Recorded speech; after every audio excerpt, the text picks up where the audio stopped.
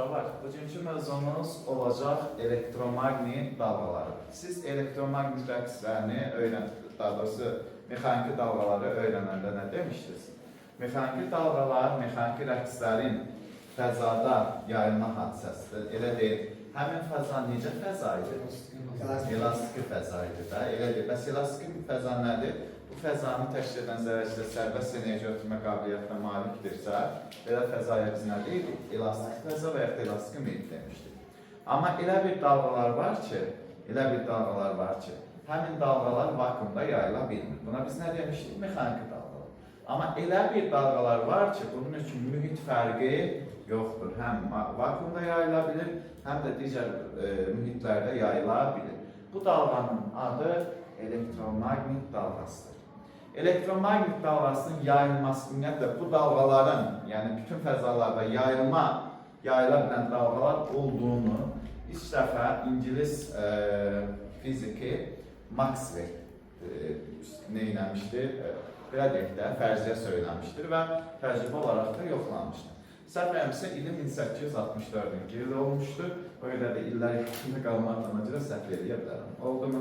Deməli, nə dedik? İlk dəfə bu fərziyyəni kim söyləmişdir? Bütün mühitlərdə yayıla bilən dalğa olduğunu Maxwell söyləmişdir. Oldu mu?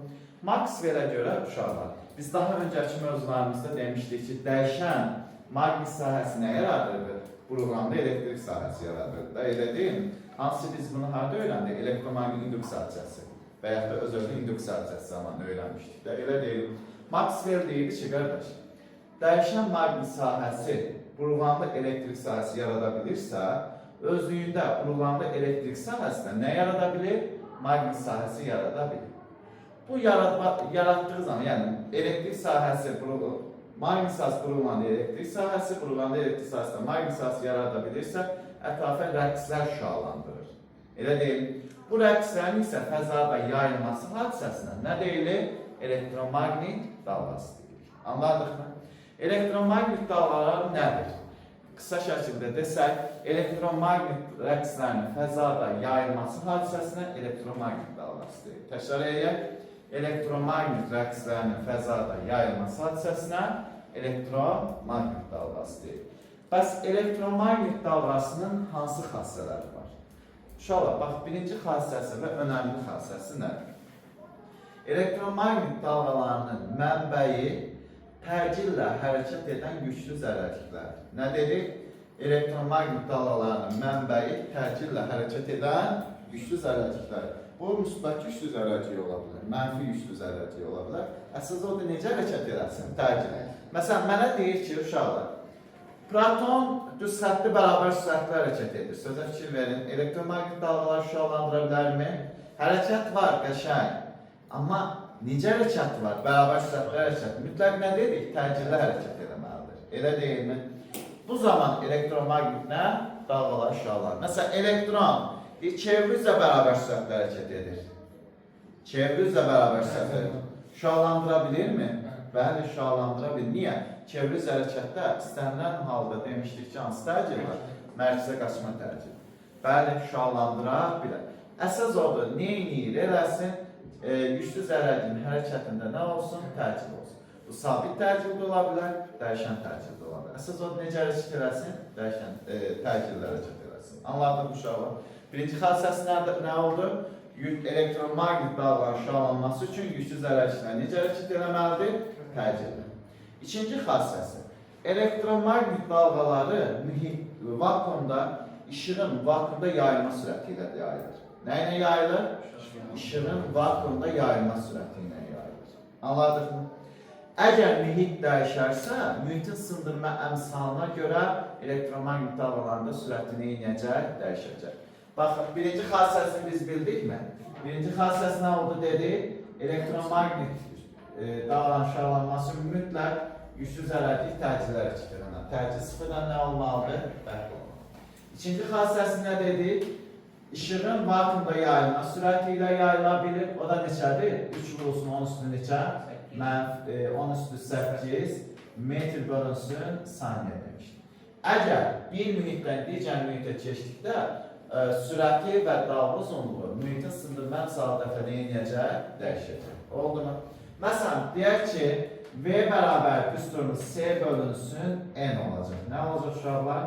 C bölünsün N. Biz ötən xatırlayırsa, bu N-ə nə demişdik? Mütləq sındırma misalı demişdik. Eyni qaydada lambda da yaza bilərik. Lambda 0 bölünsün nə yaza bilər uşaqlar? N. Baxın. Bax, mühitdə yayılma sürəti mühitin sındırma misalı ilə necə asıldır? Tərs mütənasib asılır. Dalga uzunluğu da eyni qaydada mühitin sındırma misalı ilə necə asıldır? Tərs mütənasib asılır. Anlayırıq uşaqlar. Bəs bizə desək, burada C nədir? C işığın yayılma sürətidir. Və yaxud da lambda 0 nədir? İşığın vakuumda dalga uzunluğu deyə bilərik. Tamam uşaqlar. İkinci xassiyəsi nə oldu? Elektromagnet dalgaları işığın vakuumda yayılma sürəti ilə yayılır. Amma bir mühitdən digər mühitə keçdikdə dalga uzunluğu və sürəti mühitin sındırma misalı dəfə neyini dəyişir. Məsələn, necə asılıq qura bilərik? Tərs mütənasib asılıq qura bilərik. Elə deyil. Gəlirik, üçüncü xassiyəsi uşaqlar. Elektromagnet dalgaları bir mühitdən digər mühitə keçdikdə dalga uzunluğu və sürəti dəyişir dedik. Amma nələri dəyişmir? Tezliyi, bir də nəyi? Yayılma periodu dəyişmir. Elə deyilmi? Yaxşı. Bəs tezliyini hansı düsturuna hesablaya bilərik? Üçüncü xassiyəsi nə oldu? Tezliyi, bir də nəyi? Yayılma periodu dəyişmir dedik də. Elə deyilmi? Yaxşı, tezliyi və yayılma periodu eyni qaydada enerjisində deyə bilərik, dəyişmir. Elə deyilmi? Bəs bizə desək ki, dalga uzunluğu hansı düsturuna hesablanır? Dalga uzunluğunun düsturu necə olacaq? Yadınıza gəlsə mühitdə dalga uzunluğu. Lambda bərabərdir. Nə yazmışdı uşaqlar? 2, bizim lambda 0 olsun 2 pi, köşətdə LC yaza bilərmi? Və yaxud da belə yazar. Normalda lambda bərabər C vurulsun T deyilmi? Düsturumuz. Ondan lambda bərabər nə olacaq? C vurulsun T-ni, yəni 2 pi qoya bilərik. Kökdən nə? LC. Bu düsturla da nə edə bilərik? Hesablaya bilərik. Sonra digər xassiyəsi nə ola bilər uşaqlar? Elektromagnet dalgaları enine dalgalardır. Necə dalgalardır? Elektromagnet dalgaları enine dalgalardır. Və bu dalganın müəyyən bir yayılma istiqaməti var. Elektromagnet dalganın yayılma istiqaməti həmin dalganı yaradan sahəni xarakteriz edən fiziki kəmiyyətlərə perpendikulyar istiqamətdə gedir. Sahəni yaradan fiziki kəmiyyətlərin hansılardır? Baxın, dördüncü xassiyəsi dedikdə. Hansılar uşaqlar sahəni yaradan fiziki kəmiyyətlər? Nələri deyə bilərik? Məsələn, elektrik sahəsini xarakteriz edən fiziki kəmiyyət nədir? Elektrik sahəsinin intensivliyi. Maqnit sahəsini xarakteriz edən fiziki kəmiyyət nədir? Maqnit sahəsinin induksiyası. Bir də dalğanın yayılma istiqaməti. Bu üçü də bir-birinə həmişə nə olur uşaqlar? Perpendikulyar olur. Üç arasında qalan bucaq neçə dərəcədir? 90 dərəcə. Anladıq mı? Bəs bizə desələr ki, baxın, bu bizim bir-birinə perpendikulyar dedik də. Bax, burada 90 dərəcə, burada 90 dərəcə, burada nə dedik? Cavab 90 dərəcə. Üçü də bir-birinə perpendikulyar. Bəs bizə desək ki, elektromagnet dalgalarının istiqamətini təyin etmək üçün hansı qaydadan istifadə olunur? Sağ yivli burğu qaydasını. Sizdən soruşsalar ki, elektromagnet dalgalarının istiqamətini tapmaq üçün hansı qaydadan istifadə edirik? Sağ yivli burğu qaydasını. Amma uşaqlar, gəl sağ yivli burğu qaydasını deyim, daha sonra sizə digər qaydanı deyəcəm və o qayda kitablarımızda yoxdur. Ötən il xatırlayırsa demişdim. Nə idi? Verb qaydası idi. Elə deyim. Baxın uşaqlar, bax, bizə desələr ki, dalğanın yayılma istiqaməti hara doğru? Sağa doğru. Mən Y ilə B-nin istiqamətini bilirəm də, elə deyilmi? Bəs necə olacaq uşaqlar? Y ilə B-nin istiqaməti. Necə olacaq? Elə bir istiqamətlə seçməliyik ki, qatlayanda da burğunun fırlanma istiqaməti. Bax, barmağımı görürsünüz. Burğunun fırlanma istiqaməti, bax, 4 barmaq burğunun fırlanma istiqamətidir. Y-dən B-yə doğru olsun. Hardan ara? Y-dən bax, Y-dən B-yə doğru, Y-dən B-yə doğru. Bura deməli nə olmalıdır? Y olmalıdır. Bura isə nə olmalıdır? B olmalıdır. Deməli, sağ yivli burğu qaydası nə oldu? Sağ əlimizi elə tutmalıyıq ki, baş barmağımız burğunun irəliləmə hərəkət istiqamətlə qılansın. 4 barmağımız isə həmişə Y-dən hara doğru olacaq? B-yə doğru olacaq. Anladıq mı? Deməli, bura nəymiş? Y. Burada nəymiş uşaqlar? B-ymiş. Gəlin verb qaydasını deyək. Verb qaydası bəs nəymiş uşaqlar? Elə tutmalıyıq ki, həmişə bizə nə versin? Saat əqrəbinin əks istiqamətində verb versin. Nə dedik? Saat əqrəbinin əksi istiqamətində nə versin? Verb versin. Həqiqətən də saat əqrəbinin əksi istiqamətində verb verirmi? Baxın, V, E, B. Saat əqrəbinin hərəkəti nədir? Əksi istiqamətdə. Deməli, biz verblə də gedə bilərik, nə ilə də qurulu qaydasın. Məsələn, başqa bir nümunə verilir. Oldu mu? Bura belə bir x oxu verilir, uşaqlar. X oxu, y oxu. Bura nə deyir? X oxu verilir. Oldu mu? Mənə deyir ki, bax. Bura verilir. Oldu mu? Bura nə verilir? V-ni belə göstərir. Sizin acınıza. Bura V verilir. Elə deyilmi? Bura V verilir. Mənə deyir ki, B-nin, Y-nin istiqamətini tapın. Saat əqrəbinin əks istiqamətində nə verməlidir? V verməlidir. Elə deyilmi? Ola Y-nin, B-nin istiqamətini neyəcək? Eyni qaydada V qaydasından nədir? Tapacaq. Bir də, gəlin biz Z oxunda belə göstərək. Z-də yanımızdan çıxarmayaq.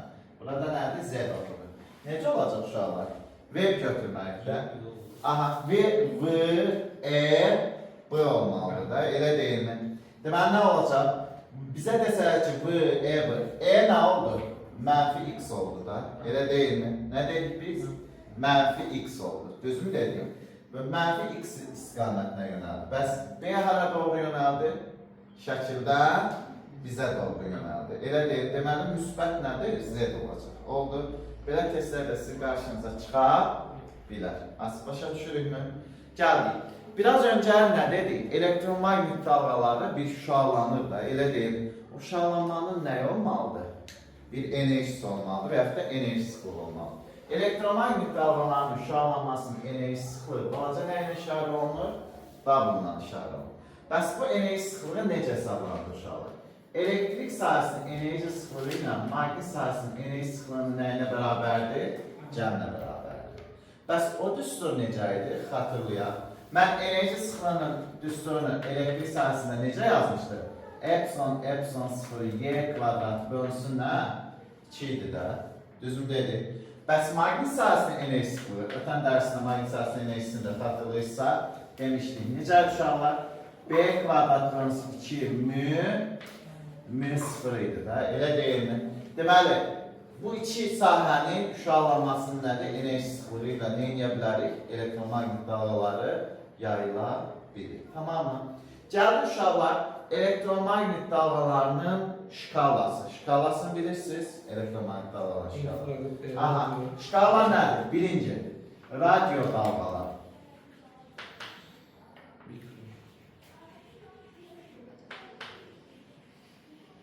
Radyo dalğalar, uşaqlar. Radyo dalğalar təbii ki, sürəti nə olan? Ən böyük olan dalğalar, amma yayılma tezi ən kiçik. Zaten biraz sonra danışacağıq. Mikro dalğalar.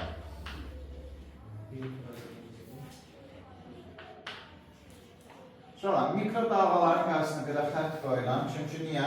Mikro dalğalar o qədər də kitablarımızda görsənir. Oldu mu?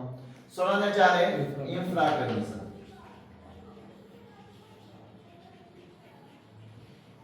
Sonra kırmızı, narıncı, sarı, yaşıl, mavi, göy, bənövşəyi, ultra bənövşəyi,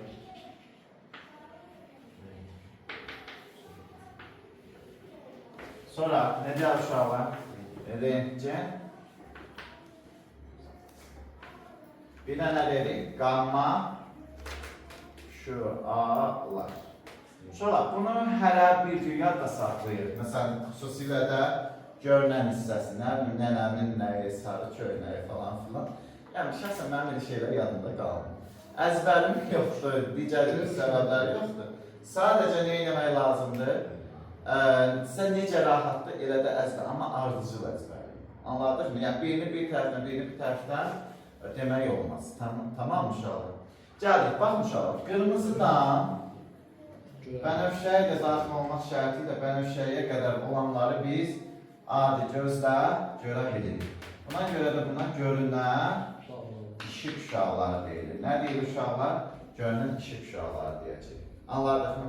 Biz bunu harada müşahidə edirik? Dispersiya hadisəsi zamanı yaranan göy qurşağında, yəni təbiət hadisəsində orada müşahidə edirik. Və biz istənilən insan adi gözlə onu murad müşahidə edə bilir. Qeyri-adi bir bacarıq yoxdur ki? Xeyr. Amma bax bu üçünü, radio dalğalar, mikro dalğalar, infraqırmızı dalğalar, bunları biz görə bilmirik. Bir eyni qaydada sondakı üçünü də görə bilmirik. Xüsusi cihazlar vasitəsində təyin olunur. Anladıq mı?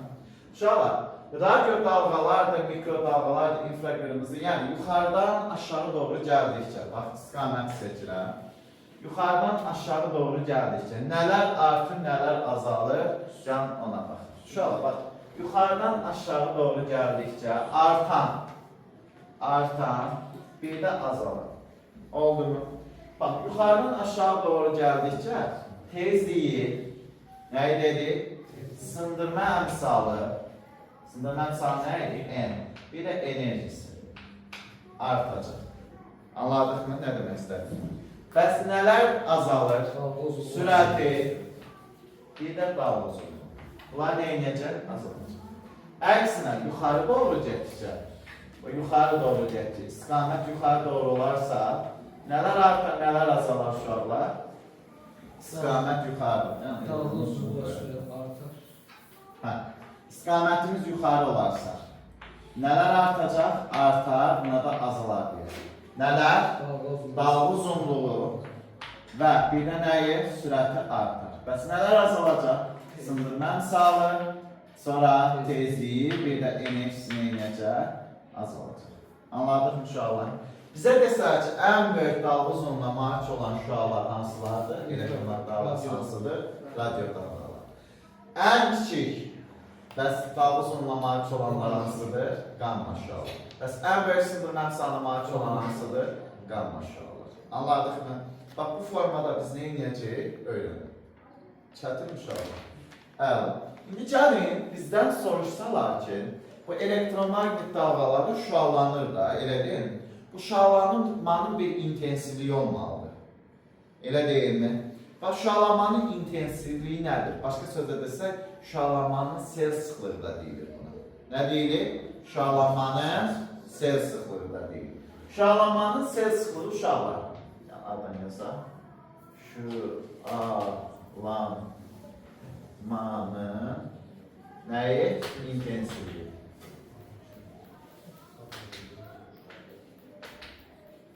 Uşaqlar, şüalanmanın intensivliyi I hərfi ilə işarə olunur. Hansı hərflə? I hərfi ilə işarə olunur. Necə bir cəmiyyətdir? Skal yarı fizik cəmiyyətdir. Oldu mu? Uşaqlar, fikir verin. Bir dənə müsbət güclü zərərciyimiz var. Təcillə hərəkət edir. Elə deyil. Ətrafa, axı dedik, enə dalğalardır. Ətrafa nə şüalandırır? Dalğa şüalandırır. Canlı şüalandırır, dalğa deyək ki, bu qədər hissəyə yayılır. Bax, bu formada neynədir? Yayılır. Bax, bu formada yayılır. Elə deyim, bax, sərt formasında yayılır. Bu xəttlər sizcə harada daha sıxdır? İçərdə. İçərdə. Elə deyim, bax, müsbət güclü zərərlikdir, nə şüalandırır? Dalğa şüalandırır. Bax, bura mən belə bir məsafə qeyd edir. Bax, buna biz radius deyə bilmirik. Sadəcə dalğanın şüalandığı məsafədir. Anladıq mı? Bəs, biz sərtləri həmişə necə sərt götürürük? Necə? Sferik sərt götürürük də, elə deyil mi? Ümumiyyətlə, yer sərtinə formasında, sferik formasında da. Sferanda yan sərtin sahəsi hansı düstura hesablanır? Xatırlayaq. S bərabər nə yazmışdır? 4 pi L-in nəyi? Kvadrat. Bax, bu düstur biraz sonra bizə lazım olacaq. Oldu mu? Asif, bəs bizə desələr ki, i-nin düsturu nədir? I bərabər, bax, şüalanma müəyyən bir güc sərfiyyatının hesabına gəlir də, elə deyilmi? Həmin sərf olunan gücün sferik səthin nəyinə, sahəsinə nisbətlə bərabər. P bölünsü nə olacaq? S olacaq. Anladıq mı? Bəs bizə desək ki, vahidi nədir? Şüalanma səsinin vahidi. 1, siz nə yazın? Vaxt bölünsün metrin nəyi kvadrat. Bu da bizə nə verəcək uşaqlar? BSD söz vahidlərindən açsa. kilogram bölünsün, məxrəcə nə düşəcək? Saniyənin kvadratı vurulsun, başqa nə var idi? Çağıramırsın, metr kvadratı bölünsün, saniyə kvadratı, metr kvadratı neyəcək? Bu olmalıydı. Saniyənin kubikasını niyə belə yazdıq? Nə oldu uşaqlar? Kilogram bölünsünlər saniyənin kubu. Problemimiz yoxdur? Yoxdur. Gəlin, bu P özü nə idi? Şualanmanın gücüydü də, elə deyil. Şualanmanın gücünün üstünü biz necə yaza bilərik? Delta W bölünsün nə? T idi də, elə deyilmi? Delta W nədir? Şualanma zaman sərf olunan enerjidir. Bəs vahidi nə deyirlər şualanmanın gücünü? 1 watt deyə bilərik uşaqlar. 1 wattdır. Gəlin indi belə bir şey edir. Bunu bildim. P'ni yerine qoya bilərəm. S'i də bildim. Yerine qoya bilərik. Onda nə olacaq şualanmanın sel-sıxlığının düsturu? Siz deyin, mən yazın. Delta W bölünsün nə? T vurulsun. 1 bölünsün nə yazacaq uşaqlar? 4 pi R'in kvadratı. Baxın, şualanmanın sel-sıxlığı məsafə ilə necə asıldır şualanmanın baş verdiyi məsafə? Tərs kvadrat. Elə deyilmi? İ'ni nədən asılır? E'dən asılır. Necə asılı olacaq? Tərs kvadrat. Və yaxud da bunu belə bir şey deyərlərik. I asılıdır. 1 bölünsün E'nin nəyinə? Kvadrat. Anladıq mı? Bir də bir şey deyim. I həm də nəyinə? Tərs kvadrat asılıdır. Şualanmanın nə ilə? Dalga uzunluğu ilə tərs kvadrat asılıdır. Elə deyil. Həm də i'nin nədən asıllığı? 1 bölünsün. Yanında nə deyəcək? Amma 4-cü dərəcəsi ilə tərs kvadrat. Bəs bizə desələr ki, şualanmanın tezliyi neçənci dərəcəsindən, 4-cü dərəcəsindən necə asılıdır? Düzlük asılıdır. Ona necə dedik? S yerinə H bölünsün. Aha, qəşəng, aferin. Bəs bunun yerinə nə qoya bilərsiniz? Baxın uşaqlar, bax, gəlin ki, arzu gedir. Kim dedi? Asif dəftərə baxaraq dedi də, elə deyil. Nə yaza bilərik? Delta W bölünsün, T yazdım. Bax, 1 bölünsün, S oldu mu? Bax, V bərabərdir, nə yazmışdıq uşaqlar? S, H yazmışdıq da, elə deyil mi? Düzüm dedik. Bax, buradan S tapsam mənə nə verəcək? V bölünsün nə? H qalacaq da, elə deyil. İndi bax, yerinə qoysaq, V yerinə qoysaq, nə verəcək? Delta W, düzümü? Bölünsün nə? T, vurulsun. Burada da V'nin yəni S, V bölünsün H qoysan, V aşağıda qalacaq, aşağıda qalxacaq yuxarı. Elə deyil. H bölünsün T zaten nə verir? V və ya da S verir də, elə deyil mi? Okey. Delta W bölünsün V nə verir? Enerji sıxılır. Onda görürsünüz, I bərabərdir. Bu delta W bölünsün V-nin yerinə mən nə yazarım? W yaza bilərəm, kiçik. Vurulsun, H bölünsün T-nin yerinə nə yaza bilərəm? S yaza bilərəm. Deməli, nə oldu uşaqlar? Bu düsturdan hesablanlar. Tamam mı? Heç nə, bu bizim mövzumuz. Evdə nə edirsiniz? Oxuyursunuz, öyrənirsiniz, gəlirsiniz. Mən radio rabitənin prinsiplərini vermədim, daha doğrusu demədim. Gələn dərs onun haqqında, düzdür, 12 sinifdə xatırlayırsam, heç onu izah eləməmişdim. Ötəri demişdim və söhbəti bağlamışdım. Elə deyil. Amma 11-də adətən burada da bəzən, çox nadir hallarda olsa belə, testlər düşür. Yəni radio rabitənin prinsipləri. O səbəbdən mən o mövzunu ayrı izah edəcəm. Başqa sualımız var?